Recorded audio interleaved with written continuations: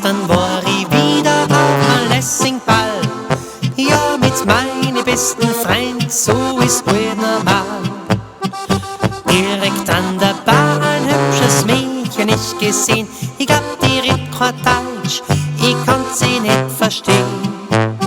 Mit ein paar Fetzen Englisch und 2 Glasel Murz ich hin zu ihr mich dann begab und hieb mein Hut. Hello, my name is Sepp and I think you'd have mich gefallen. Und ich wollt sie einfach auf den Tanzboden holen. Nennst das des Borischen mit mir und dann trink man unseren Bier mit einem flotten Girl like you. Understanding me in room. Yes, wandern wie ein Wandernweg.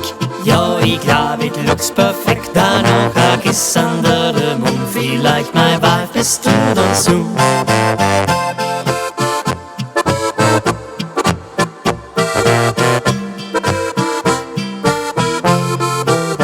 Yes, wandern wie ein Wandernweg.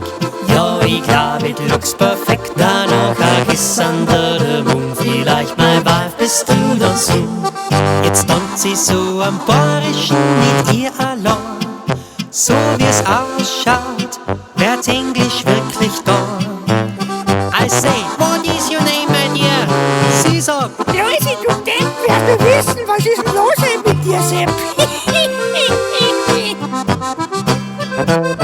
Tanzt das des Bayerischen mit mir und dann trinkt man unseren Bier mit einem flotten Girl like you.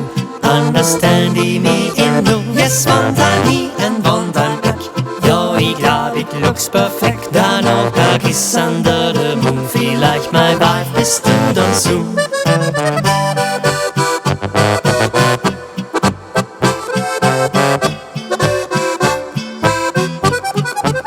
Yes, wandern wie ein Wandernweg.